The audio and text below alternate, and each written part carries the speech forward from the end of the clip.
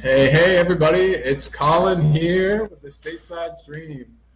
Tommy is unavailable this week, but we wanted to keep this alive, keep it going. We've got a really nice thing here, and we don't want to mess it up by having a week off.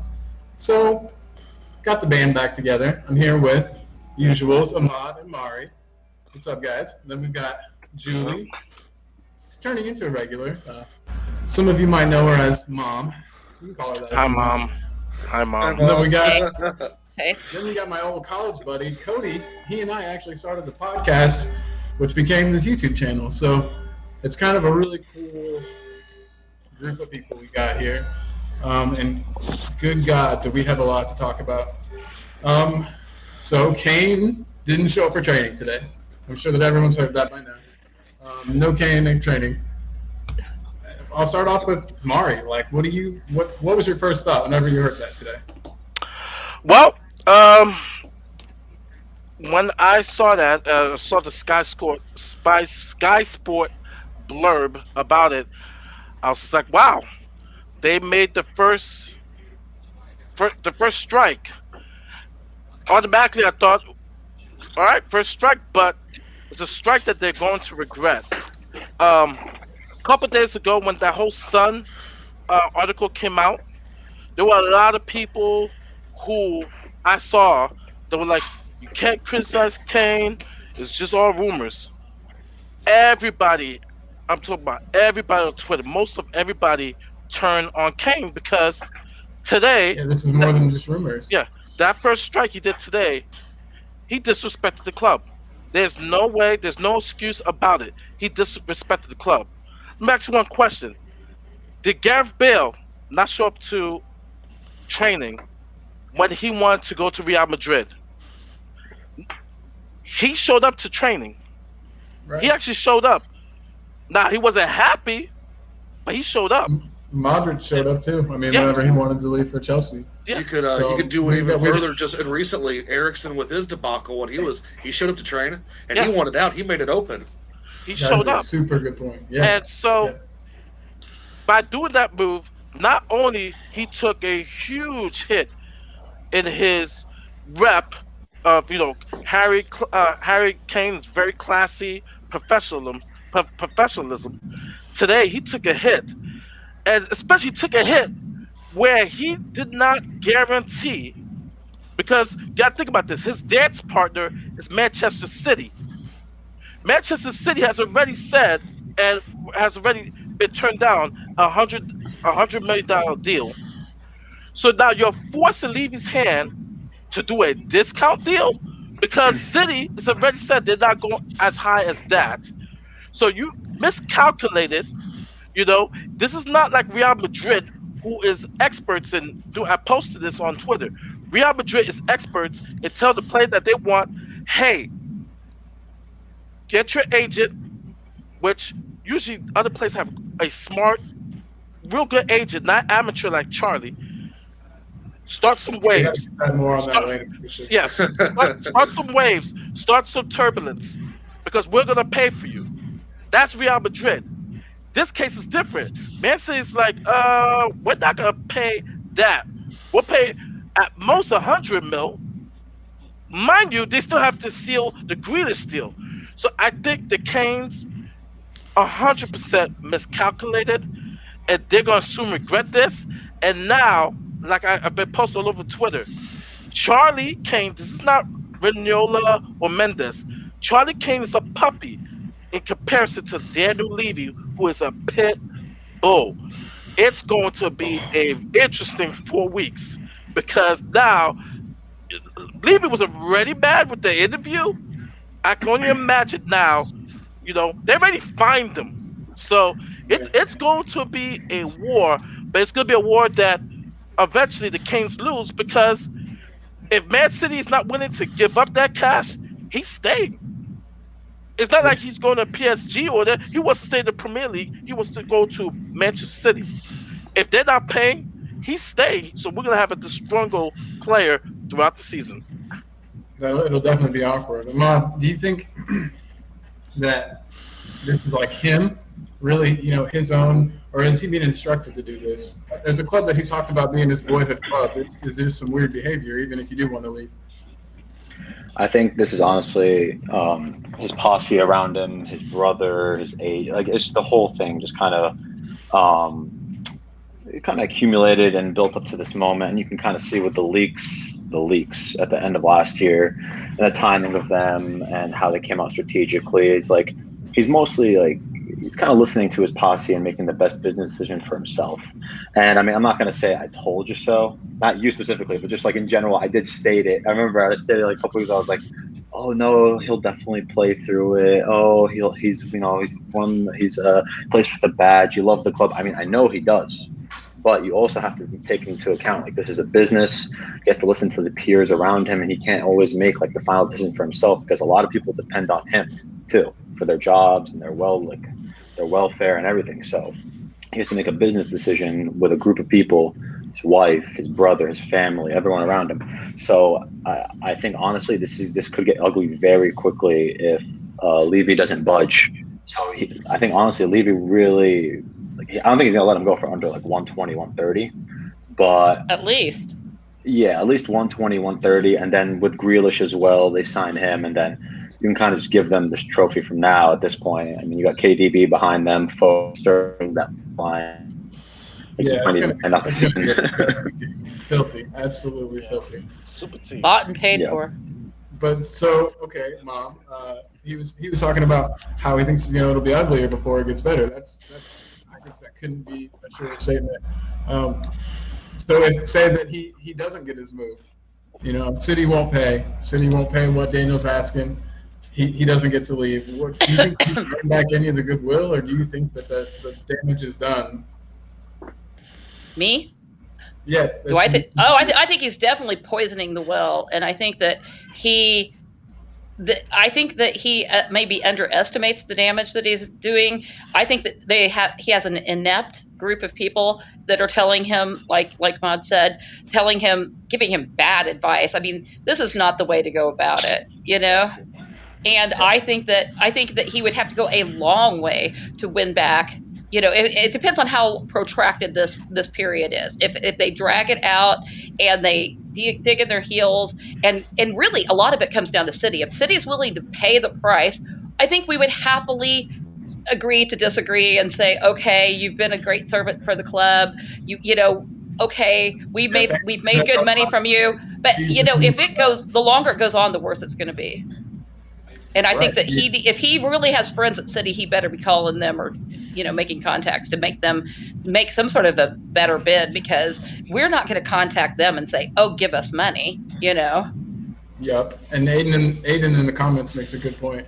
Says doesn't think City will pay what we want. If they had 140 million plus to spend, they would just go get Haaland, which makes perfect sense. I mean, Haaland is, in all intents and purposes, more gettable of a player. Mm-hmm. He's more easily obtained, I think, and younger. Well, somebody's given Kane the idea that they're going to pay the money for him.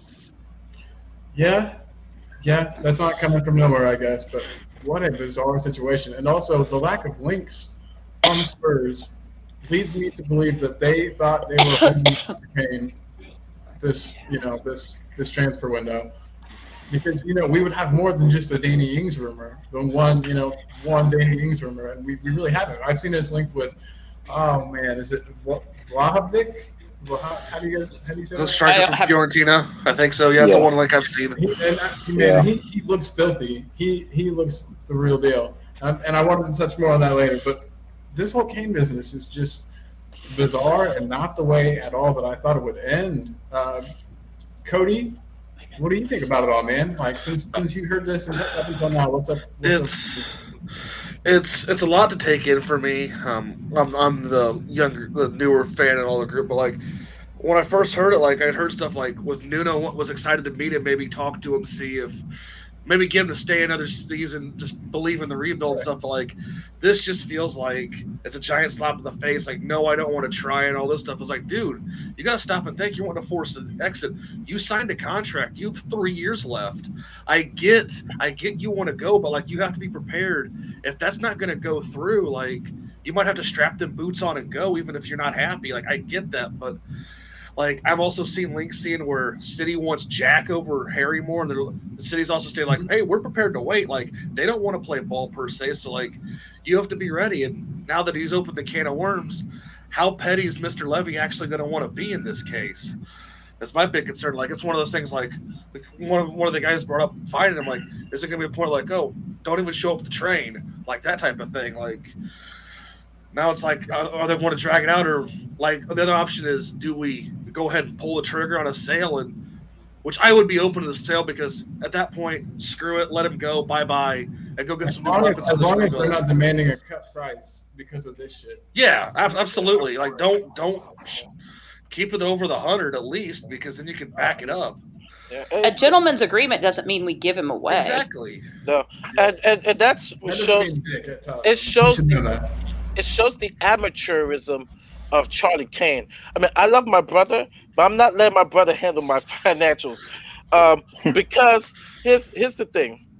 They have to understand too. And Daniel Levy said this in that interview that we laughed at the end of May, but I do believe he would do everything to the best of interests of Tottenham. And you have to think about this. We're here in the States. Harry Kane is not worth 150 mil. He's worth over 200 mil because of the brand that Tottenham is in the States and outside of the UK. So in reality, what he really means, and I've heard to financial experts, what Harry Kane at least means to Tottenham is at least 250. It's the reason why Spurs is on NBC most of the time and not on the other NBC channels, because of the brand. So for Daniel Levy to give any cut price of 100 mil or 110, you'd be crazy. And it's like, if Grealish is 100, right, then there's no world where Kane isn't at least 150. Yeah, and that's starting. And that is starting. So was almost a disrespectful bid that they gave us a month ago. So Harry Kane, agent insulting. And so his agent has to be smart enough to know, whoa, this deal is not going to happen with 3 years. 2 years next year, I get it. Exactly. I get it. 2 years, 1 year left, I get it. But 3 years, there is no way, unless Man City is willing to show me the money, it's not happening. And I agree 100%. Like, and I don't know what that number is. Ahmad, what do you think that number? Like, what do you think it would take? What kind of figures are we talking? Like for them, for Levy to like let him go, or for like what City is going to offer? Oh no, for Levy to let him go. If he was to go this window, what do you think the price would be? He'll take 130. He'll take 130 without a doubt. It's awfully because late he wants to. We got a new manager. We have, hopefully, fingers crossed, a new center back coming in. We're clearing Deadwood. Let's get Harry where he wants to be. Well, I mean, obviously it's toxic what's been happening, but let's let him have. Let's give him what he wants. Go get trophies. Let's have a brand new. We want a true rebuild. Get Harry Kane out. Do all these things. Get a fresh start. Remove all toxicity from the club. So I think you get 130 mil from a player who just got the playmaker of the year, the Golden Boot, his healthiest season ever. Those three things, for those three things to happen in the same season again, I would tell you to play the lottery. You have a higher chance of that happening, because realistically, this is going to be his highest value next year. Maybe, like, let's say he's gonna, like, God forbid, but he's gonna get hurt.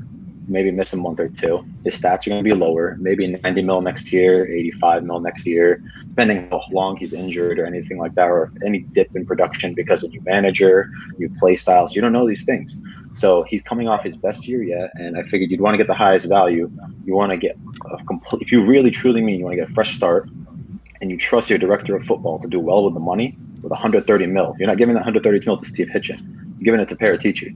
Paratici has been shown, I mean, or the Romero deals, he can make moves. So 130 mil can definitely help the club. And I think, honestly, I have a bunch of Harry Kane kids. I love the guy so much, but let's give him what he wants, and let's put this chapter to an end, and let's not let it get more toxic than it has to be. Because if we hold him prisoner, and then this can submarine the whole season. I'll tell you that right now. And we can't have another year of missing, like, true European competition. We can't have Conference League. We need true true European competition. It's so tough to replace him, I feel like, this late on in the season. And if we were to let him go, then we absolutely, not to be our main striker, but we absolutely need Danny Ings into the short term while our new striker gets used to the league as a player but anyway, I want to save that for incoming transfer talk at the end. Getting a little ahead of myself. But so we talk all this about Kane leaving, and we could go on for like another half hour, but I'll move ahead. I wanted to have a stream the other day, but I couldn't get everybody together at the right time for whether or not you are Enoch and Levy out. So I want to ask you guys all, everybody individually, if you're Enoch and Levy out, and how much blame you think they shoulder in the Kane thing, which I'll personally say I think they have quite a bit of it. Not upgrading the team, not strengthening when it was clear that we needed strengthening. We clearly had the best team that we'd had in decades, and we didn't capitalize on that. So I do think they should have some blame. But then again, I'm not as Enoch and Levy out as other people are, but I just might not be educated enough. So I just wanted everyone to hit me real quick with what they think. Start with Ahmad. Go. No, yeah. I mean, we've already streamed a bunch together, so you know I'm very, very, very Enoch out. But I mean, it's not like it's not warranted, to be honest. You can kind of see the track record of this ownership and what they've done for the club. And you have like a player like Harry Kane, and now he wants out because of just mediocrity that's gone on in the club and just bad decision making from the top.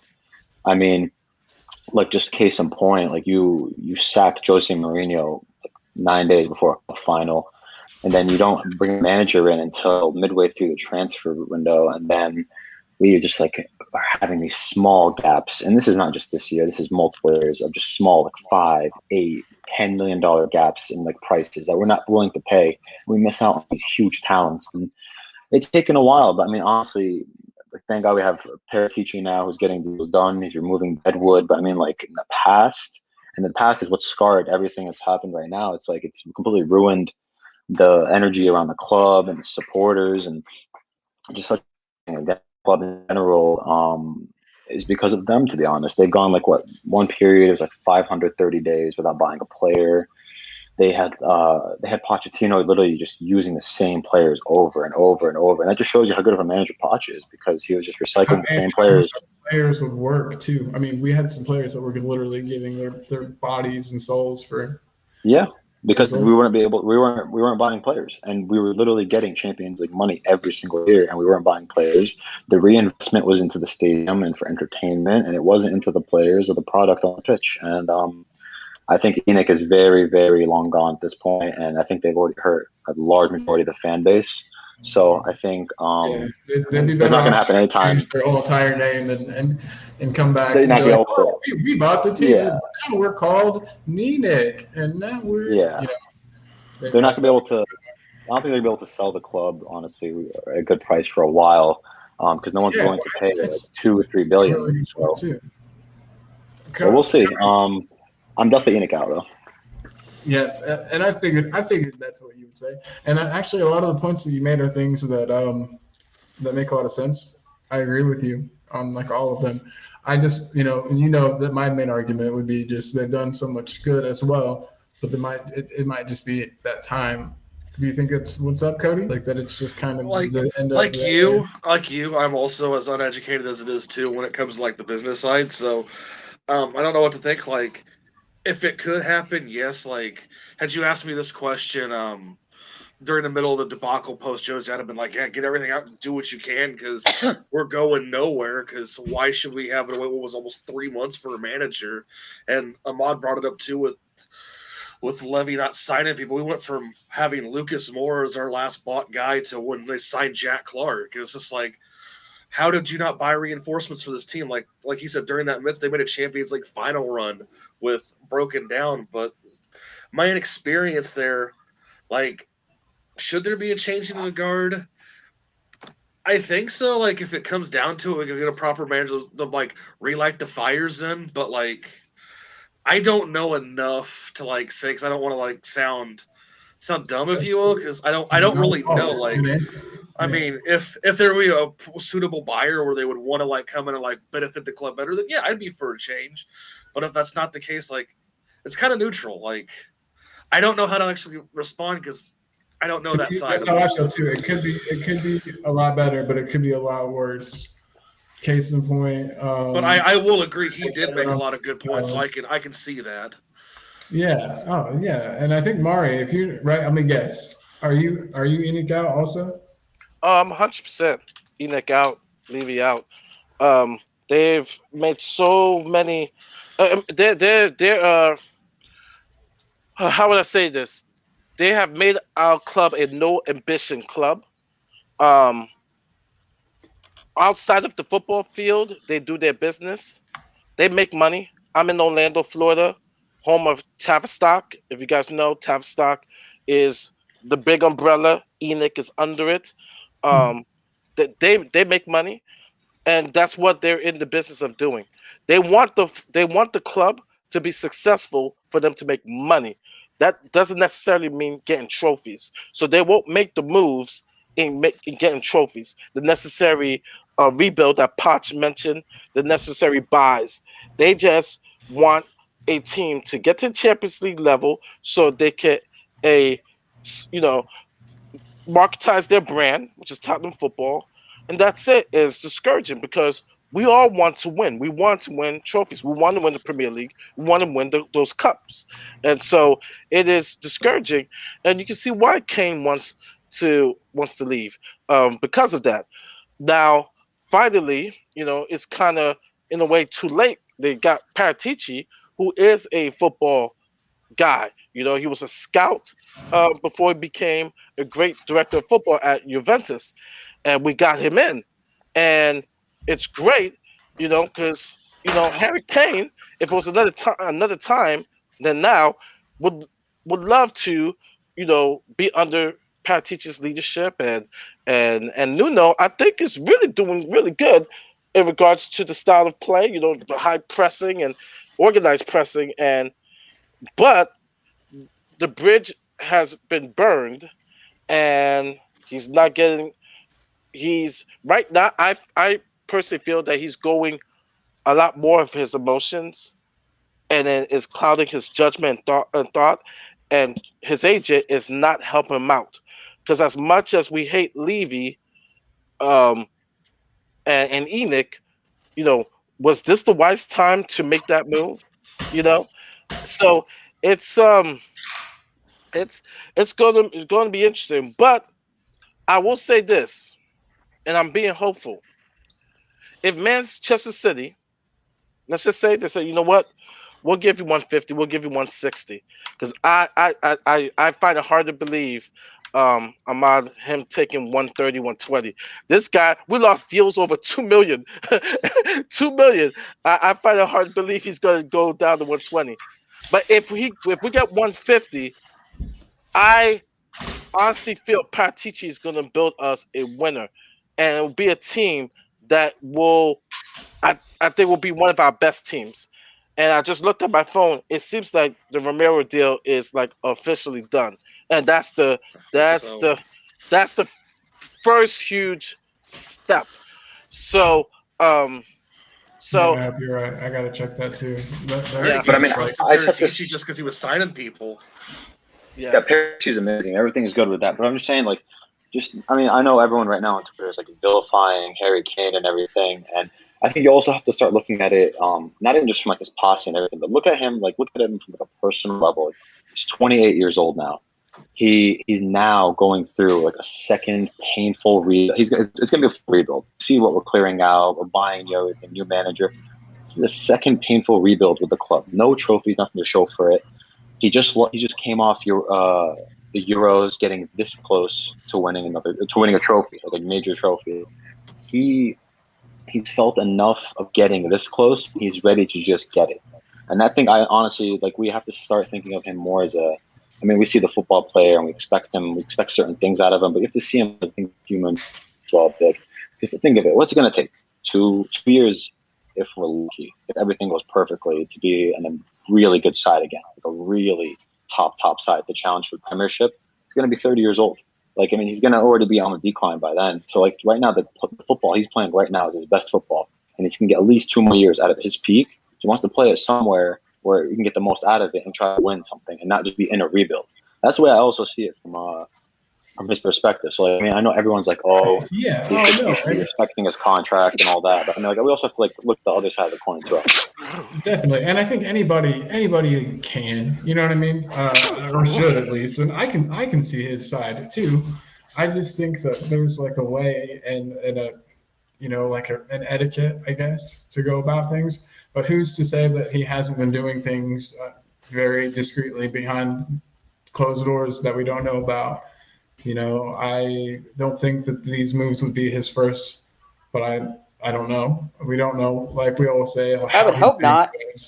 Fuck yeah, I would hope not You know, too. there's an Yeah. ebb and flow to every team, and I think that that there is always going to be rebuilds, and I don't really fault him for wanting to go, but I do sort of feel like I guess my problem comes from my absolute hatred of the Man City structure and we've got a rich owner that will just pump in money whether it's profitable or not, although winning does bring money, of course. But I guess going to a ready-made, it's like, where's the challenge in that? Where I guess I have this romantic notion of football and the relationship you have with the club and the fans, and the fact that he has this 16-year history and that we believed in him and when nobody else did. And I mean, I think some of these things have to at least buy you the goodwill of going about it in a way that isn't, to borrow the British phrase, throwing your toys out of the pram, and I hope to God I'm wrong about this. I hope to God you're right, Colin, and that there's been things going on behind the scenes that we don't know about, because, the way that this has been unfolding, the leaked stories, the interview, then the leaked story from the wedding, and then this, it comes off as salty. And I don't think that that's the image that, that's not the image this man has had. And I think it's giving us fans whiplash. We don't know what to make of this. I don't want to give him an out. I'm not saying shit. I don't know anything. He could be terrible, but it's so weird that he would say, we're his boyhood club, that he loves being here. He could see himself maybe retiring at Spurs. Yeah, and I want to make these personal records, and I want to, I mean, you're going to say the right things, but it's weird that the man who has been the PR genius for the club all of a sudden is making all of these missteps, and either he's listening to somebody else, or the man that we thought we all knew is not really what he was, and he was really good, but I don't think he's that good of an actor. I just, I don't know what's going on behind the scenes. I have to say that I'm a little less strongly Enoch out, because I know that the club was in tenuous financial shape before them. And again, this is a romantic notion. The fact that it's actually, I realize it's a billionaire, but a British billionaire owns a British team. Not all of these conglomerates from around the country around the world, from Hong Kong or Abu Dhabi or the United States. I read an article on The Atlantic about the ownership of all of the teams in the Premier League today. And I was kind of grossed out by how much, how much American influence there is in the game. And it's like, we say we're Americans, but I know what you mean. Yeah, but it's like, I think part of the charm of the Premier League is the Britishness of it, and the, But I think it's too late to save the soul of football. I think that this is not your neighborhood club. This is not the boys from the Tottenham neighborhood, hoofing it down to White Hart Lane and having a pint. The world has changed, and we are working in a corporate world here. And I think that I think we have, no matter who we have, I kind of worry with the Enoch out thing. It's better the devil you know than the devil you don't know. And you could maybe the trust or whoever could push for some changes within the structure, but I'm not sure throwing the baby out with the bathwater is what we want to do. Just my opinion. Yeah, no, I mean, I like having both opinions out there. They're both great. They're both really good. I think you can say that they're both true. And so it kind of, the truth probably with everything is somewhere in the middle. There's some of both. That's true. It's just clear that there's some problems, and What worries me is I worry that the prize money from fourth to second isn't enough for Levy and company to make that last big financial push. That they're basically making the same amount of money whether we just barely qualify for Champions League or we're league runners up because TV money's crazy big, now, and that's what scares me. I think if there was more of a discrepancy in money, that maybe they would push And us. it's tied to the other story that came out this week about the fact that supposedly, even though the team said that they were going to leave the European Super League, that none of us have ever, we were taking steps to. None of us have ever actually left that entity, and it seems to me that they think that's the way that they're going to rake in their dough, and damn what the fans think about it. Super League And is not dead. You're no, exactly not right. at all. You're exactly right. They had a huge victory, and as much as the purist hates it, but that's where it's going. It's eventually going to happen. It's not if, is when it happens. It's going to happen because there's a lot of money that's on the And, table and as that they much give as up. as much as people screamed about it, don't you think we're better in it than out of it? Oh yeah, no, definitely. We don't want to be left behind, and and, Oh, and So no, we mind you, really had no choice. and mind you, UEFA, you know, is the most corrupt. That was the funny thing about it, because I mean, of course, everybody was in the uproar about Super League, but it almost seemed that UEFA was the good guys. UEFA is not the good guys at all, at all. Because at least with the Super League, they would have gave the teams, the rest of the teams in the Premier League and the lower teams more money that UEFA's currently giving now. So um it's Yeah, but interesting. the thing with Super League, it like delegitimizes like competition essentially. Like that's It does. honestly, Yeah, like I it's agree. it's just it's all about money, and that's like it kind of people are Nobody literally earns saying their way there. They're just in there. Yeah. they're just in there, and you're kind of just like it ruins the magic of playing like Barcelona against like PSG, or like it's gonna be an every week thing or an every other week thing, or like Yeah. it's gonna get boring after a while. right. Those There's nothing games to will no really longer be special. there's nothing Well, to But compete for in they're the banking. rankings clearly either. there's oligarchs and rich people that are just, this isn't the fairy tale that we like to think it is, I Well, mean, yeah. go ahead. No, no, she said, the opposite of that complaint is no one's really watching Ibar versus Barcelona. And I mean, I watch it, but they're, That's a good point too. the casual eye that they want to bank that on. Because I agree with Ahmad. I mean, every week seeing PSG versus Barcelona loses its essence, but they're banking and TV contracts too. TV contract says Barcelona versus PSG every week. We're giving you more money than Barcelona Ibar.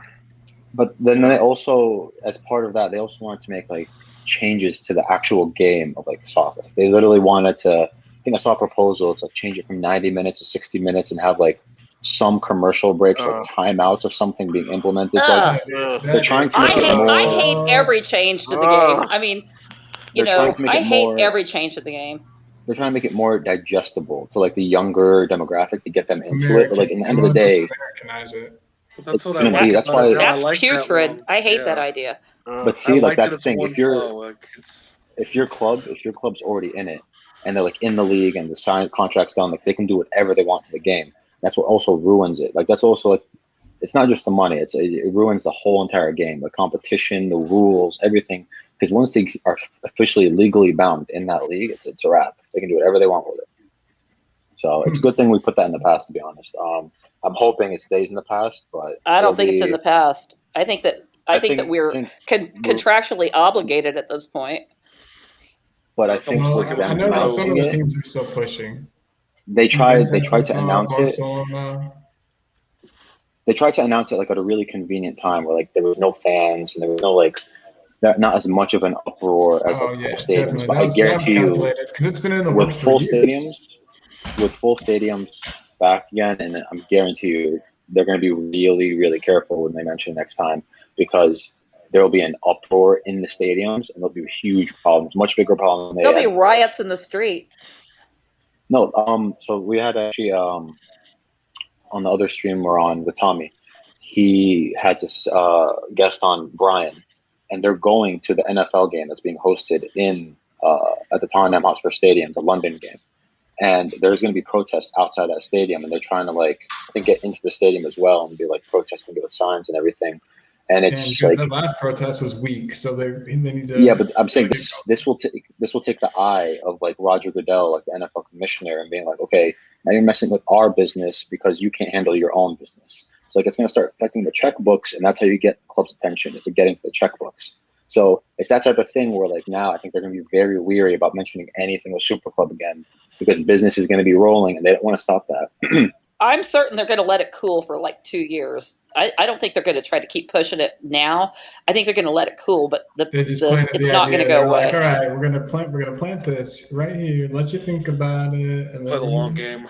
Yeah, get you used to it. Just get you used to it in steps and increments, It's and then boom. Just try a little bit of this cocaine. I know people make fun of Florentino Perez, and he's had two victories. Mind you, we're getting money back. That $7 million fine. People laugh at Florentino. Like I said, I'm not a fan of the Super League, but I also know the writing on the wall. Florentino Perez says it will happen. He says, trust me. They're all talking now, but it will happen. And Bayern will join, and PSG will join. It's not if, it's when it does happen. And so it's just prepare for some wacky. Agreed. Shit. I think you're right. Strap in, because it's going to be wild. And Aiden in the comments says that nobody wanted the Champions League when it was first announced to replace the European Cup. But to me, the difference is just that you don't have to earn your way into this. No one wants to watch the same guaranteed teams. Yeah. It would just be so stale. I would ache for a match between Norwich and fucking Southampton. You just miss that, and also you get to see young talent and young players that. I was gonna say it feels like the NBA. NBA is basketball, but it's not. What purists. It's dominated by big money and big teams, and I like college basketball a whole lot better than the NBA, because I feel like the game is completely different, and I feel like there's more chance for upsets and more, I feel like it's just a corporate, I don't know, meat grinder that I don't want to be part of, and I think that's what the Super League seems like it's building toward. But we're on a train, and I don't know how to stop it. And that, as far as all that goes, it seems like it's just getting more and more. I don't know. I see people that say, "Oh, I don't mind if our club is sold to some oligarch or some, super rich billionaire that just throws money." And they just want their wish list filled, Well, I just don't. They want to play Ultimate Team for real. Club killed, there's still some soul left. I think we all support Tottenham, and I think that the reason that we do is we like that underdog spirit. We like that grittiness. We like that, and when we win, it means something, and I think that we don't want to be a city that just has all the money to buy all the best players in the world, and just I think it's sad what's happening to the Premier League. I think that these few teams that seem to be dominating it. I'm sort of more interested in some of the more mid tables and lower even relegation teams. To me, are more exciting. Show of hands. Would you stop supporting Tottenham if they became part of the ESL? Me? Anyone, everybody. No. I wouldn't stop you. I love. I can't. Yeah, they're in my blood. No, I got a tattoo on my leg. I can't show you guys. I'd have to. It's hard to get. It's right above my knee. I got the old. I mean, I've talked way too much crap to people at work about being a Spurs fan. I can't give it up. Yeah, and Shane makes a really good point too about teams like Anderlecht that have been in European football for years. But that doesn't mean that if they they become that, I mean, I'll still support Spurs. But that doesn't mean I might pick up a secondary team that fills that hunger for the underdog. I don't know. well, we're already AFC Wimbledon fans, so we could just. Yes. No, I mean, no. Shane brings a good point, and I think that's what everybody hates about the Super League because you have teams like they're in league or they're in the championship. I want to say what like Nottingham Forest, right? They've won it twice. Yeah. So you're telling that club, you telling Forest that okay, they could never hope of playing in Europe again. That would be the Super League after winning 2 European championships. That's more than us. Us being in there, you know, I mean, it doesn't seem right, and I 100% agree. But this is how this is how it's going. I mean, it is, and the preview is, you look at the financial fair play, which is a joke. We're talking about Manchester City now.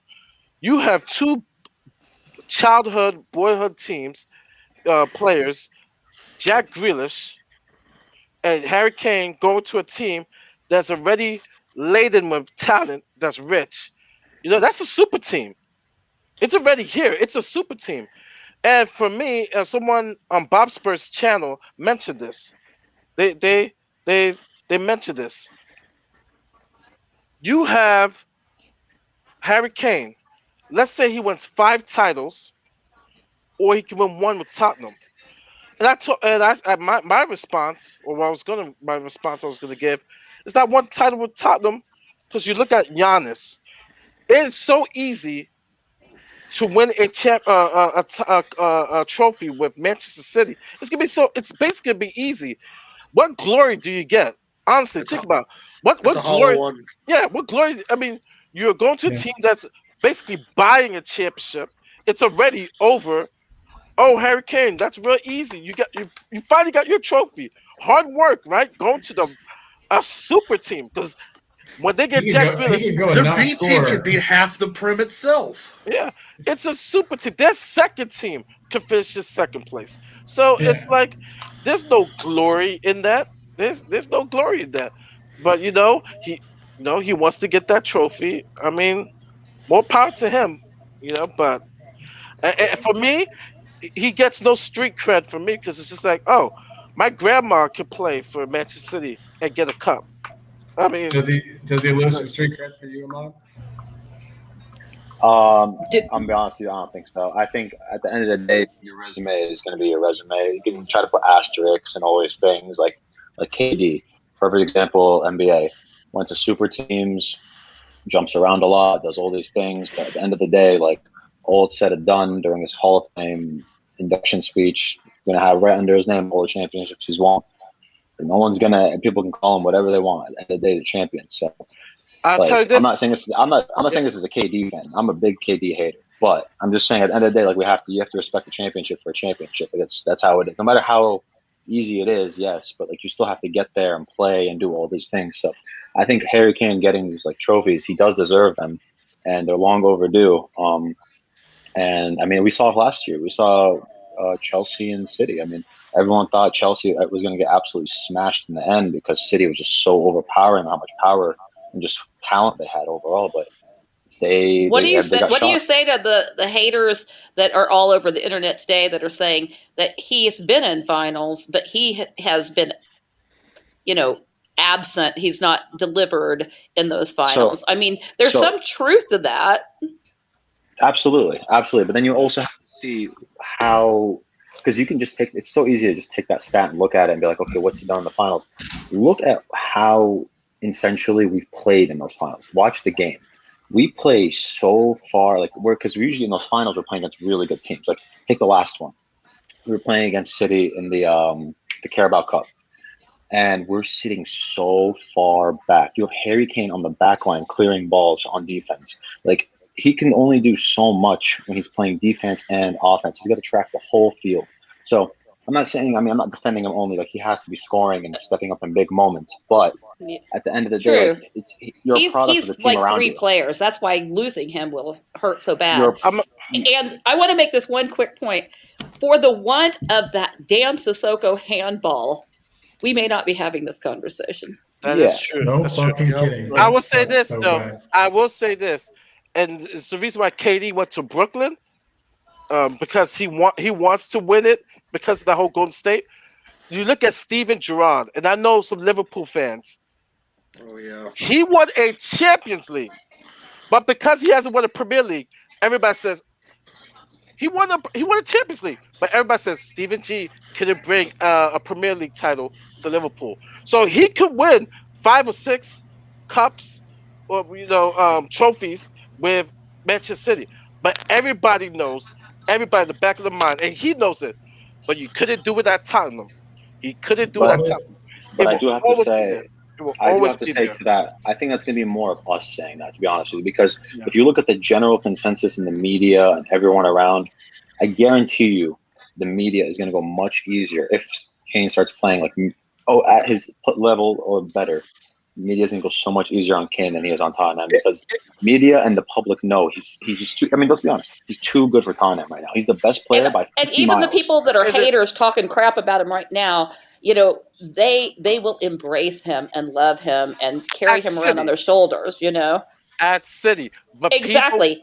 But everybody else, Arsenal fans, everybody, Chelsea, be like, but he couldn't do it at Tottenham. Trust me. Yeah. They hate Tottenham. Yeah. They will I know they always hate bring, they will always bring that up because the Lewandowskis, he's won at Bayern, but he's also won at Dortmund.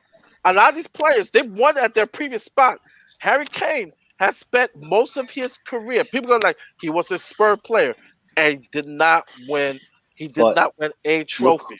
Look, you have to also realize. I mean, you realize you're a smart guy, but like, soccer is a team sport. Like, you have Eric Dyer, Serge Aurier, Davison Sanchez in your back line.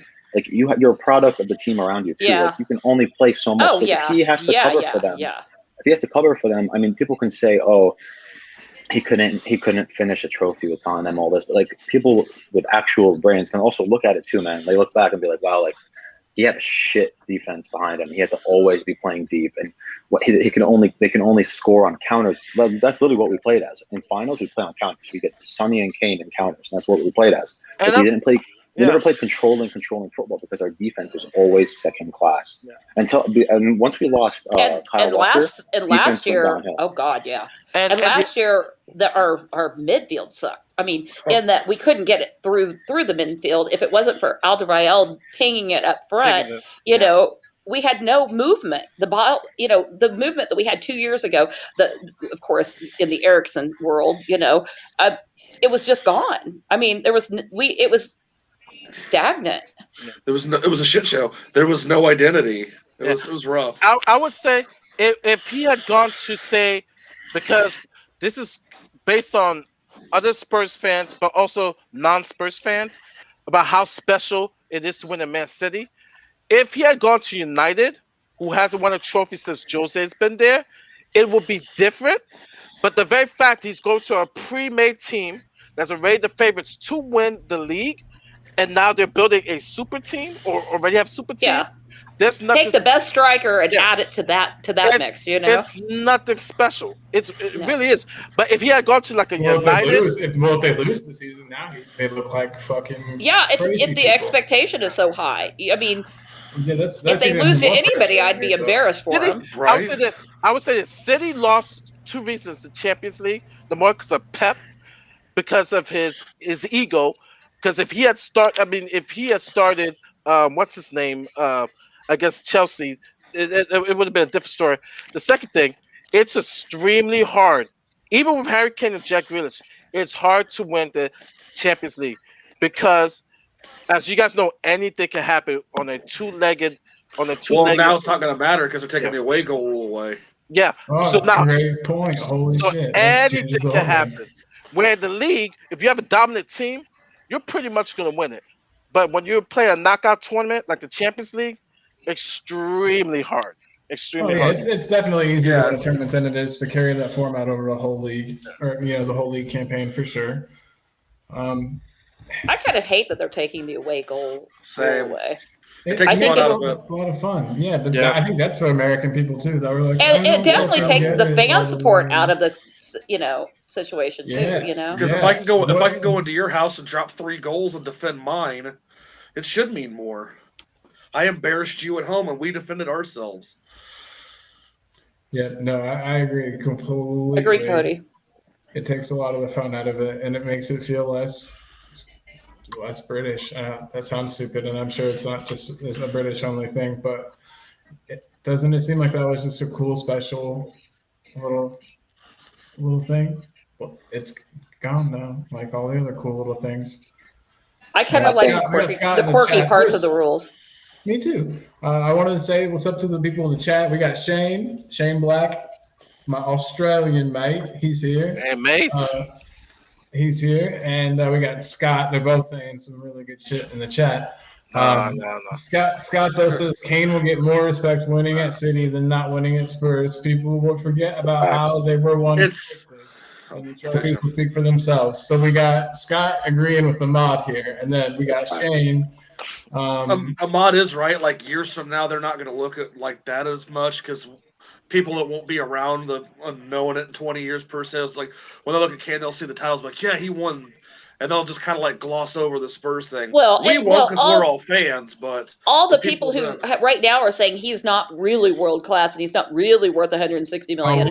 When he goes there, he's going to be the greatest thing that ever was, and we know he's the greatest thing that ever was right now. I hope to be around in 20 years. No, I mean like not us, like the people that are future fans. They're not gonna know like now, like the babies and stuff when they're going like they'll know like Kane is City and stuff like that. Like, oh, he did all this stuff at City, and like they won't believe he was at Spurs as long as. Well, you know what? That fan is not. I don't know. That fan is kind of naive because. I mean, I tried to look up the history of. I'm a Spurs fan. I look up the history of Jimmy Greaves. I look at the history of our last European title. I mean, you have. I've done that now. I've done that. Yeah, research. You have to know Harry Kane. Yeah. Well, the thing about it, I'm looking at it as an Americanized fan with stuff like when you're like. A lot of stuff I see, like being a big NFL fan, like the guys now that were the hardcore Pat fans during their dominance, they just wore the jerseys like, yeah, we're winning titles, man. Who cares? Like they're not realizing like their history before that was crap. It's those I want to be the popular guy, the team of the week flavor. Those fans. Growing up, it was the Cowboys fans. Ugh. But I mean, like I don't think I like him on side. I don't think people. I'll tell you this. Spurs supporters will not forget Harry Kane in the future. I think he's legitimately like the club talisman. They will not forget him. I'm telling you, he's something else. Years later, it'll finally smooth over in years, and that's where it'll get better. They'll remember him now.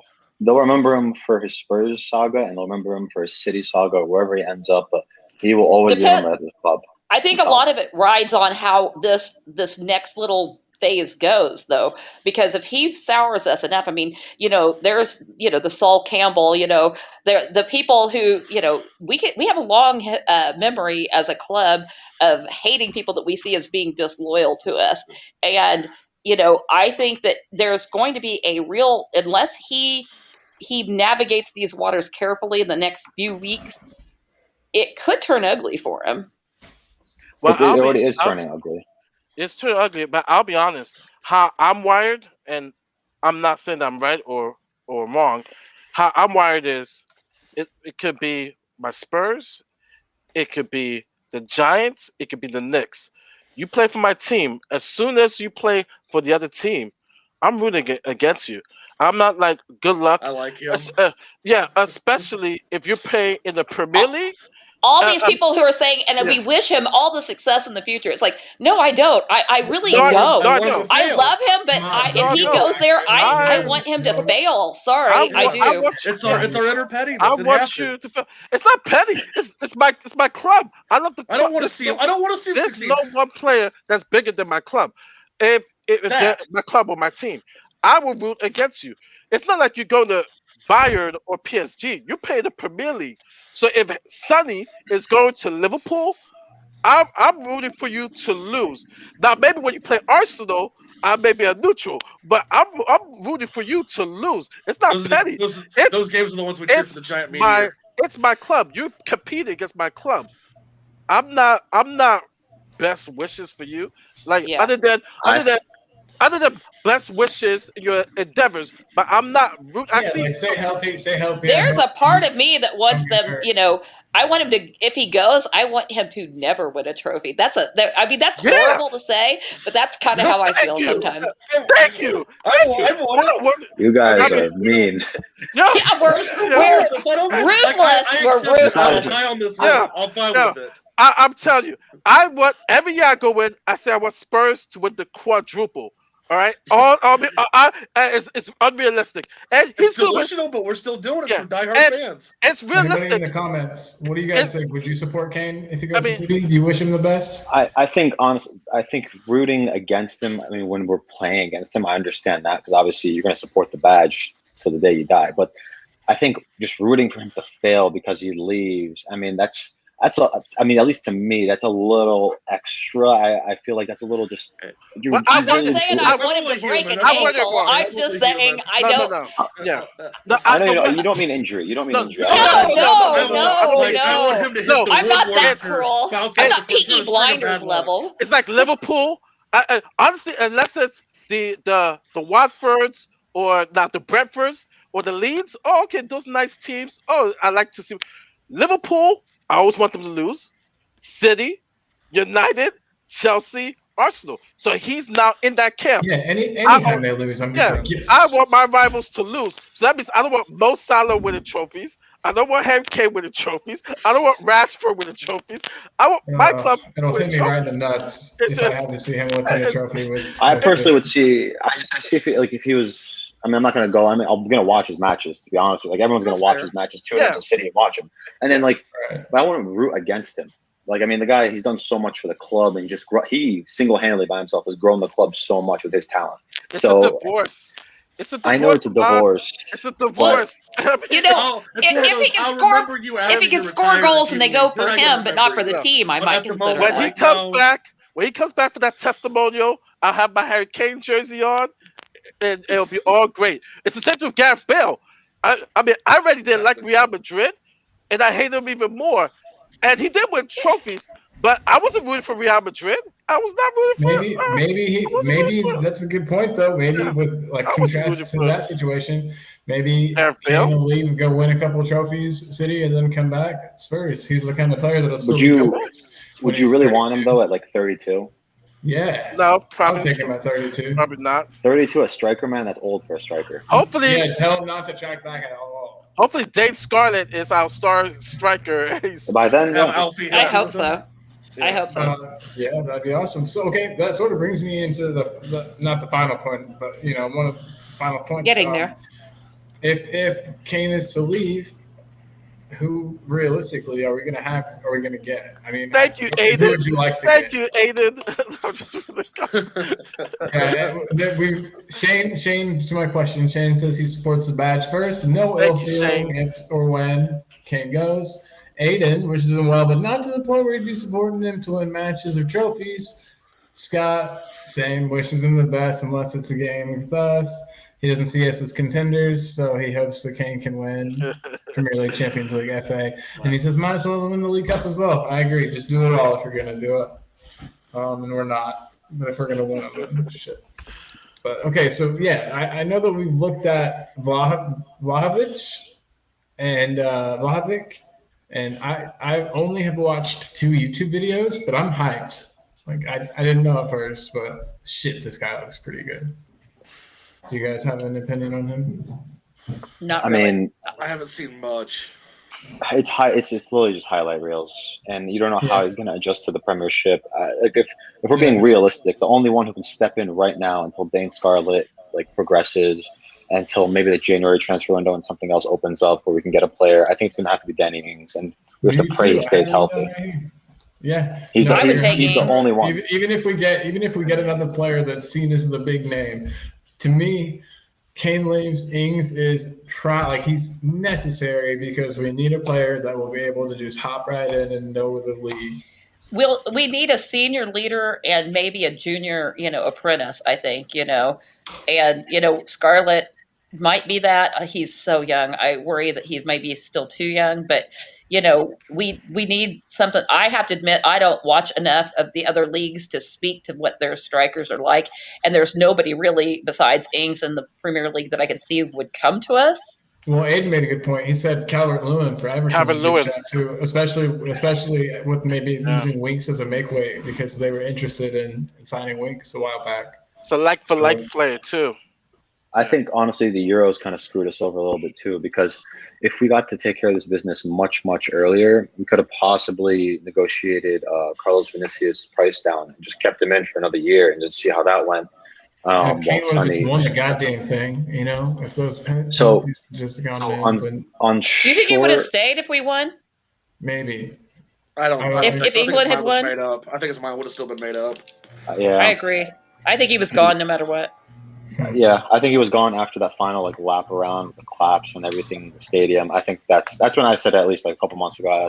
That's when I saw it. But coming back to the replacement, I think it's gonna end up being realistically, if we don't get Ings, it's gonna end up being Sonny that's gonna get pushed more to the striker role, more centrally. Yeah. And we're that's just what I was gonna say. If we're not gonna, I don't think we'll make a deal. Well, we've used Sonny in the past. We'll run Sonny, Bergwijn, and Lucas. Yeah, and we have Hill, and we have even Sessegnon can play Sonny. We've kind of got the depth. We've kind of got the depth of some of the midfielders now that we could do that, because maybe Dele does come back to his ways a little bit, or someone brought up Gio flourished under Nuno, and now we've got Oliver Skip coming back. So there is options. And in the past, when Kane was hurt, they did use Sonny in that front three, so it is an option. Aiden makes a good point too, in that our overseas search for strikers hasn't really gone well in the past.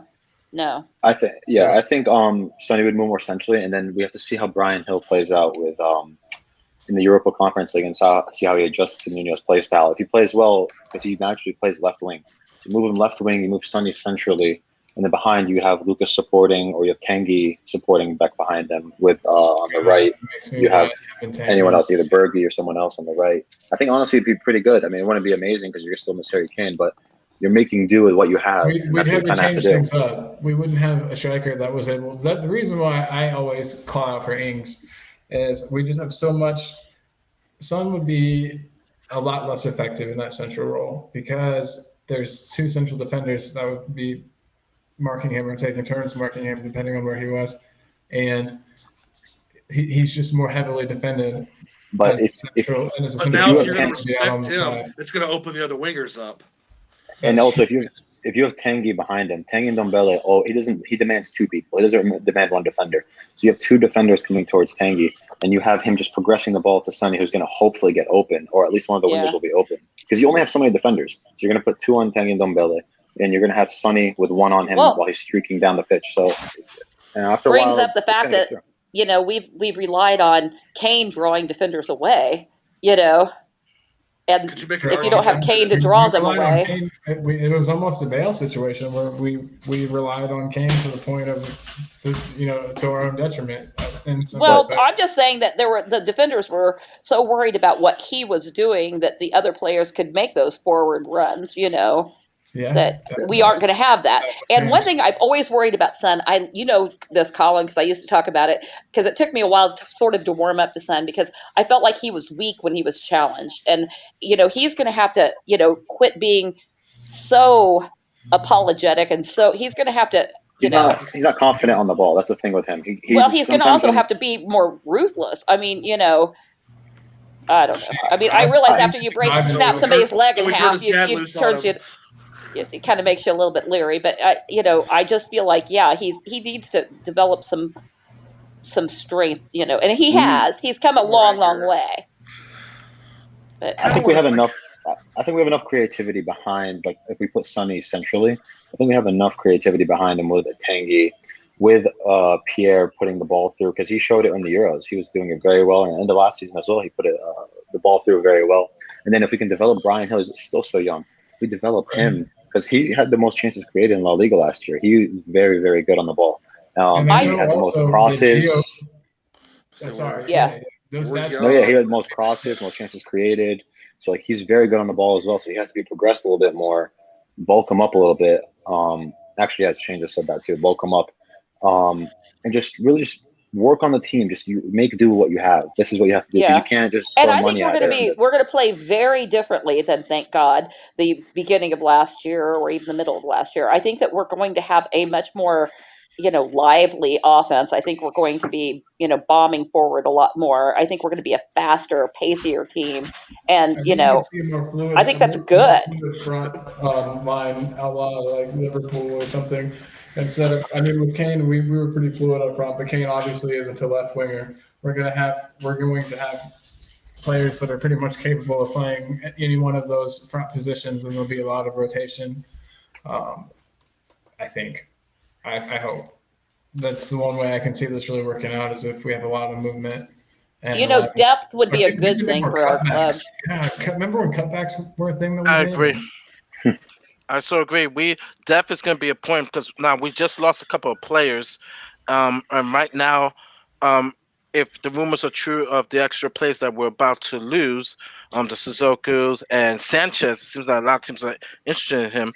We're gonna have to need definitely gonna need some depth, because we have the Conference League, we got the FA Cup, we got the Carabao Cup, and then we got the league. So depth is gonna be hugely important. And then it's gonna be. I kind of feel like that long Depending on the list of playing people we style. want out is a wish list, and I honestly don't see us moving as many players as maybe we need to move. I But say at least two more go, and it's, If the rumors are true, Sissoko's all but.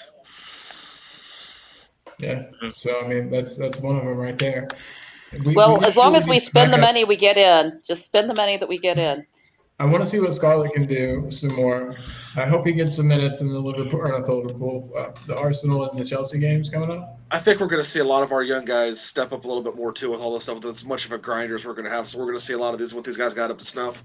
I'm excited. I think that we have. I don't know that they'll can get trust more him, out but of him. we'll see.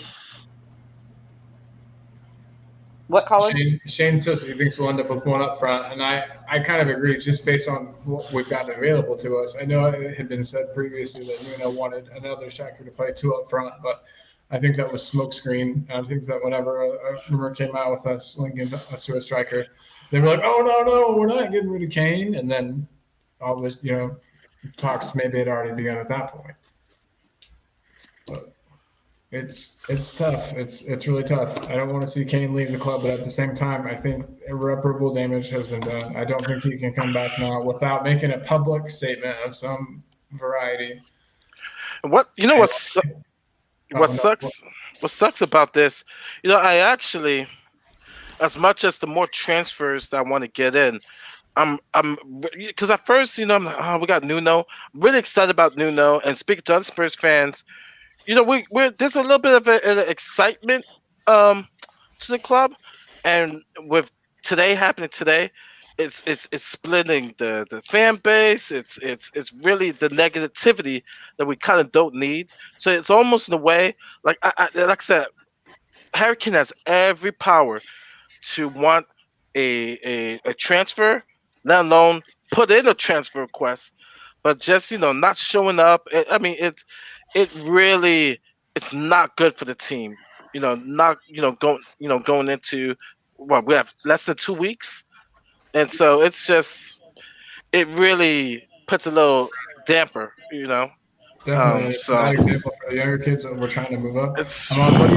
Ahmad, what do you say? I know that I don't want to say like a Kane defender, but kind of, you see what he's doing and you see why he's making the choices he's making. But do you think that because of those choices that he does need to be moved away from the first team if he starts showing back up to training? Just to make an example, do you think something like that should be done? Say he comes back to training. At least for a while, do you think they should do something like that? Not at this point. I don't think. If he comes back tomorrow, all is good. Sorry, Ahmad. It's not all that good, but you're not gonna turn down Harry Kane from your side. Let's be realistic here. Like you can't turn down that caliber of a player. You don't have that luxury. We're Tottenham Hotspur. We're not Man City.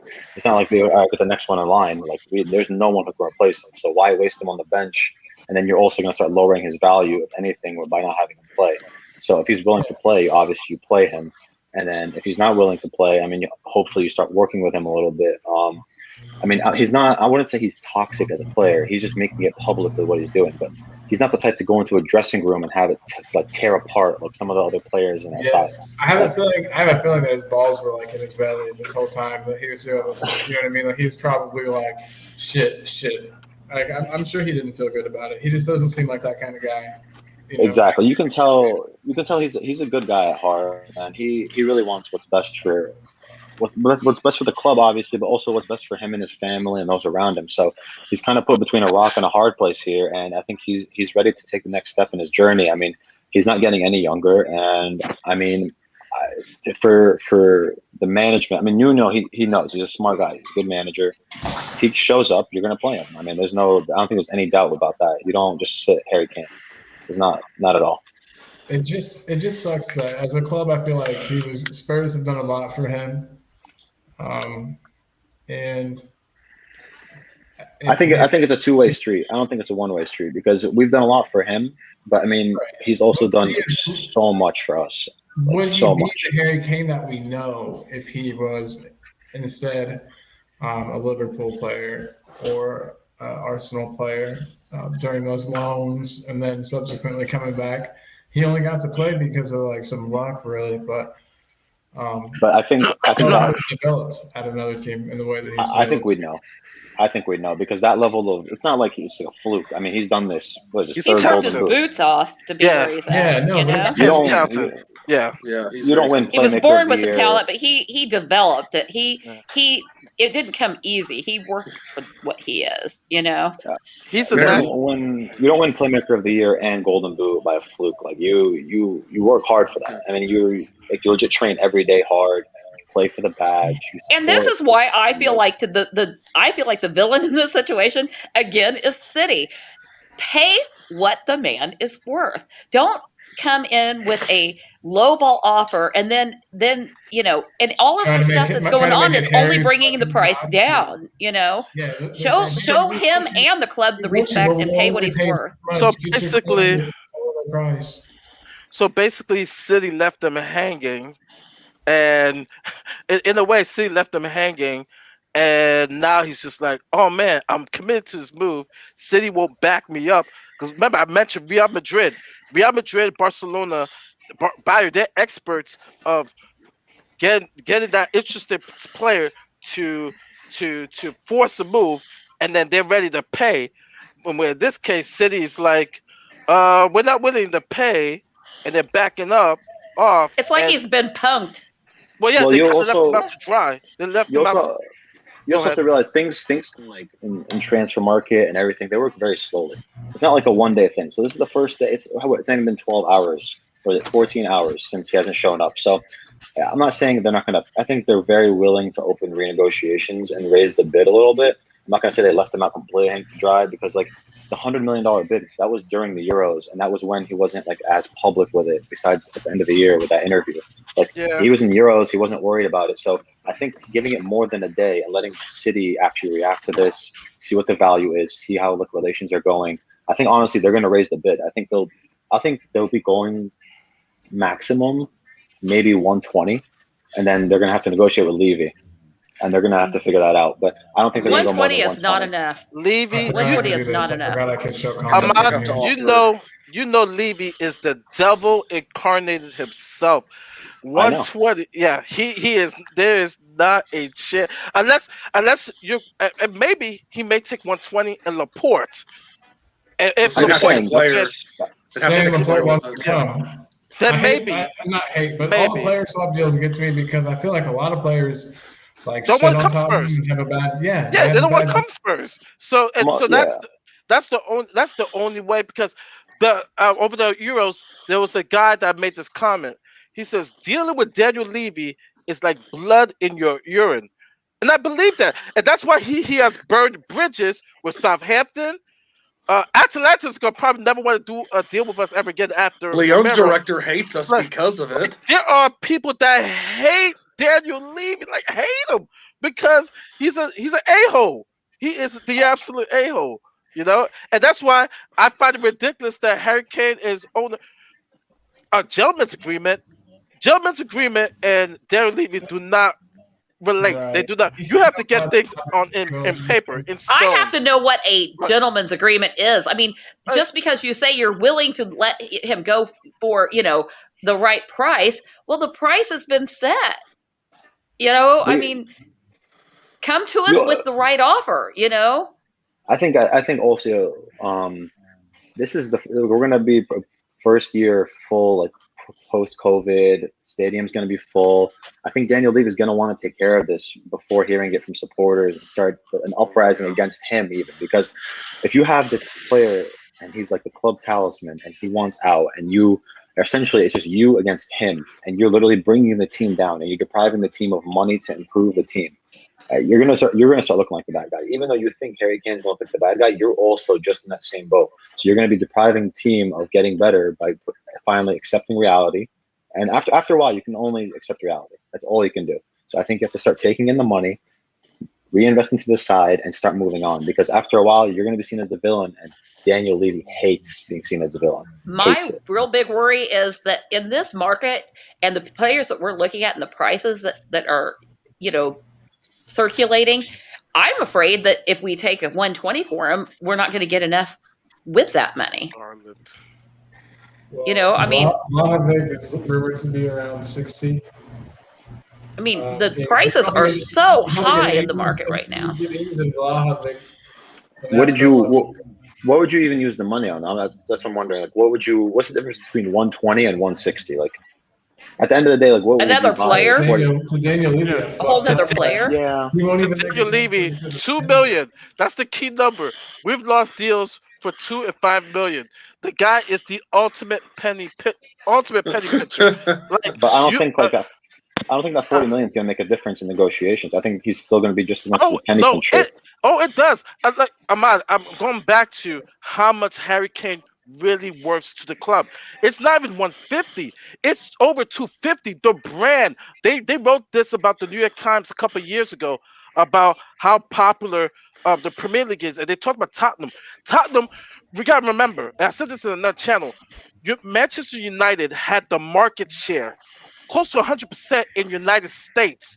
In the last 15 years, Tottenham, Chelsea, they have penetrated into that.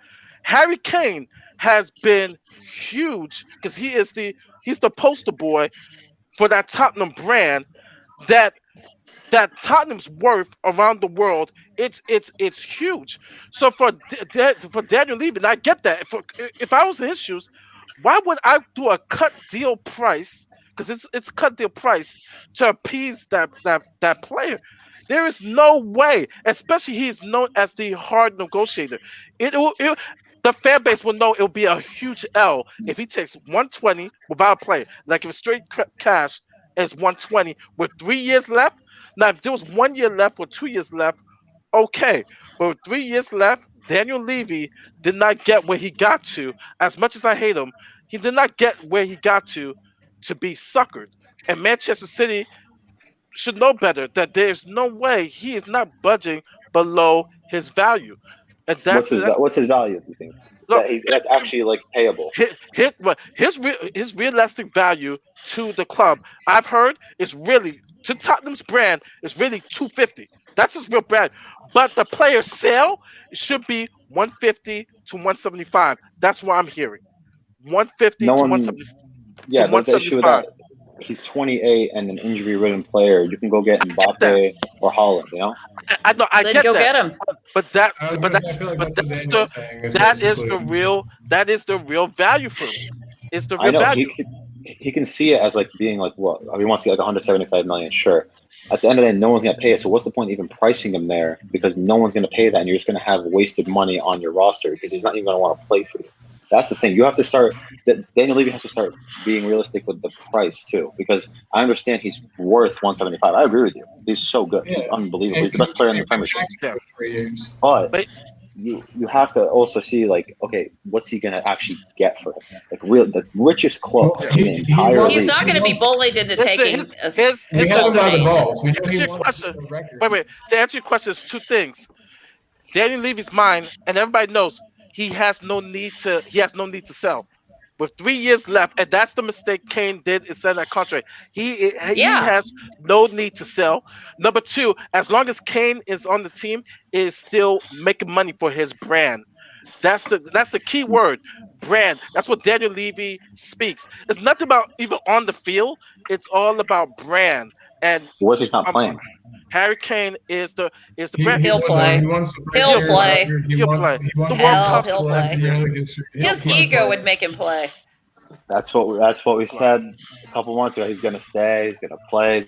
Do all these things. I'm telling you, don't but I mean, assume because of him. he sort of has a chance. I mean, if he can force his way out, he would choose to leave. Yeah. But if He can get out, he'll here, go. But if he stays, he's not going to down tools. He's got too much pride in his own, numbers, his And own he never- reputation. He would never down tools. I hope so. I don't intentionally. He would never down tools. Now it might get in his head and it might screw him up, and he might play poorly. I don't think he would ever intentionally do it. But I will say this though: if Man City comes with even 140, I would take it because I agree with you. I agree with you, Ahmad. The two week 135. Yeah, the 2 week ankles and him be 28. I would take it. I'm just thinking like Daniel Levy should think. But the difference between 120 and 140 is another player. It is another player. It's all a numbers game, and Paratici needs that budget to go out there and rebuild this team, and this team desperately needs to be rebuilt. So this is our one asset that we've really got that's worth something. We're not going to take bottom dollar for it. I mean, we're going to want everything we can get out of it. I know, but it's not like we're also it's not like we're a club that like is missing money. We make a lot of money off various revenue streams. Like we have the NFL, we have these concerts, we have huge Anthony Joshua fighting in a couple months. Yeah, and that's all thanks to Enoch. I know, thanks to Enoch, but like also like that's why we shouldn't be like. I feel like it's after a while when you get down to 20 million for a player. I feel like it's getting down to just the player and not the price. It's like wanting to hold him. Yeah, and though you don't want to give the impression of weakness, you don't want to, I think that compromise is fine, but you don't want to capitulate. Yeah, and I don't know. I think that I'm always gonna not. So, I mean, like I respect where you're coming from, but I don't see the Kane thing quite in the same way that you do, Ahmad. I just don't. I think, for one, you're a big NBA fan, where like big players move around a lot, less so than in the Premier League. But for me, it just seems so. I'm taking it really personally, and I think that a lot of people are. And I think Kane sort of put himself in this position by saying some of the stuff that he said about Tottenham and his love for Tottenham, and then we should have all known when he tried to walk it back, when he said that he wanted to retire at Tottenham, and then later he was like, "Oh, I didn't say that I want." He said, "I might," or something. He walked a comment back that sort of gave it away, thinking back on it. But I mean, it'll hurt when he leaves. But guys, we could talk about this forever. We can be angry, but we all agree we love him. Yeah. I love Harry Kane. We're a better team with him on it. And I think that's why we're so pissed about today, is because you can't be hurt by people you don't care about. But today was painful for everybody, because it's like, how dare he treat us like that? That's so much I love. Yeah, but guys, I hate to say it, I got to sign off. We can talk forever, but it's been a pleasure, guys. Thanks a bunch, and next week we'll be back to normal. So real quick though, I want to do the whole thing. We'll plug Tommy's channel. This is usually on Tommy's channel on Mondays. Tommy talks ball.